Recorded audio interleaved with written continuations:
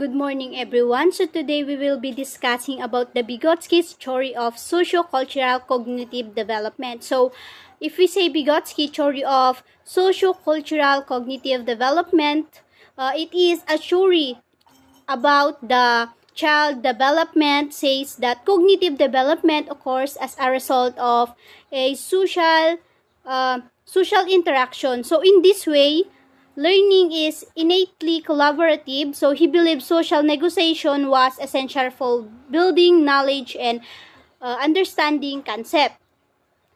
So, Lev Vygotsky is a Russian psychologist. So, what is Vygotsky's theory? So, Vygotsky's social development theory asserts that a child's cognitive development and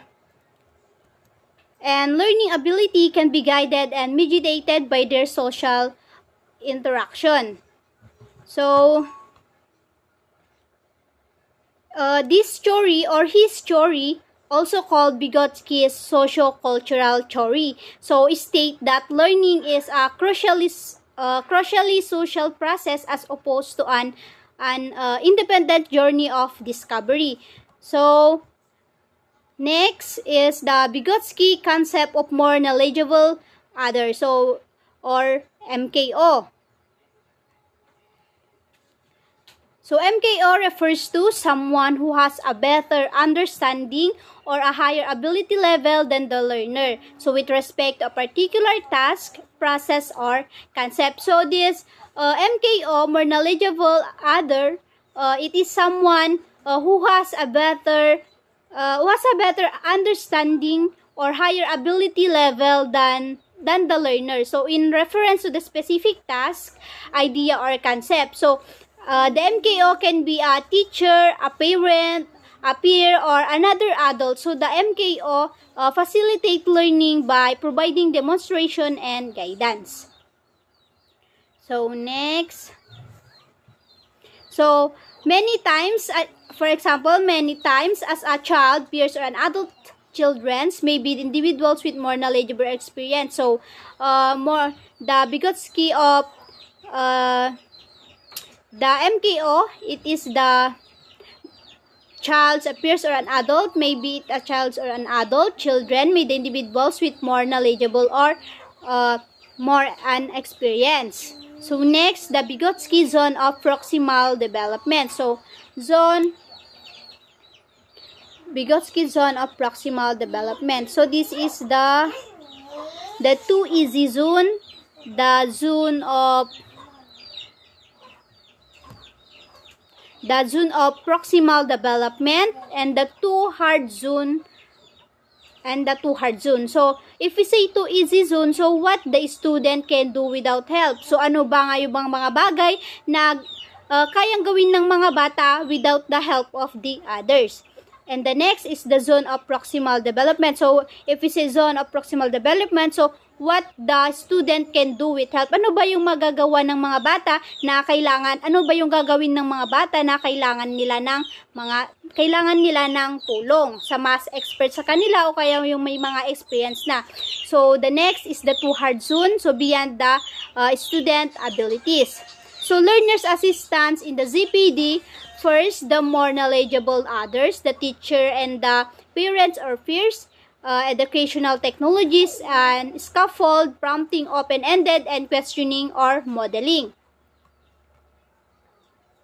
So next, so if we say 2 easy zones, so what the student can do without help? So this refers to tasks that the learner can perform independently. So pag sinabi nating independently, so magagawa na nila yung mga bagay na without the help of others. So if the learner has reached this stage, the teacher or mentor will need to increase the level of difficulty of the task in order to facilitate further learning. So, pag the teacher or the mentor, if the learner has reached this stage, so kailangan na nilang, kung kaya na niya, so kailangan na nilang itaas yung standard ng yung mga ipapagawa mo.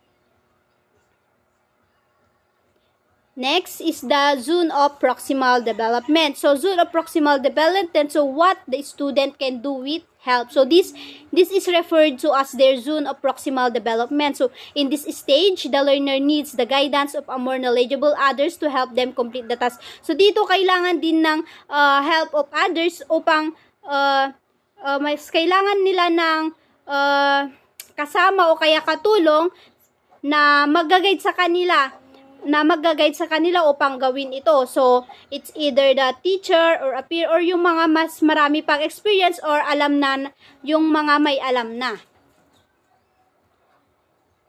Next is the too hard zone. So, beyond the student abilities. So, this refers to tasks that the learner cannot do. Hindi na magagawa ng learner. So, even with the guidance of a more knowledgeable person. So, hindi na ito yung too hard zone, yung hindi na rin nagagawa ng student. Hindi na rin nagagawa ito ng mga mas may mga experience na. So, if the learner's ability falls within this range, so the level of difficulty may need to be decreased to accommodate their skill set. So, pag naabot na nito yung too hard zone, so hindi, pag sinabi kasing too hard zone, so mahirap ito. So, kailangan ibaba yung skill set upang sa ganun magawa nila yung gusto nilang mga gawin o kaya mas maituturo pa nila yung mga magaguide pa rin nila. So, magaguide pa rin nila. And the next is the scaffolding. So, this is a theory that focuses on a student ability to learn information through the help of a more informed individual. So, pag sinabi nating scaffolding, ito yung theory na nagpo-focus sa mga ability ng mga estudyante na through the information of the help of the others or the more knowledgeable one. So, for example, asking a student what they think should be done next or what their thought process was or if there are other ways the problem can solve. So, for example, using the visual aids to help the student conceptualize a task or prior to engaging in it. And next, putting student in small groups and having them discuss a new concept before engaging it. And for your activity, and that's all. And for your activity, based on your experience, give some example using the Vygotsky zone of proximal development, the too easy zone of proximal development, and too hard zone. So write it on a one whole sheet.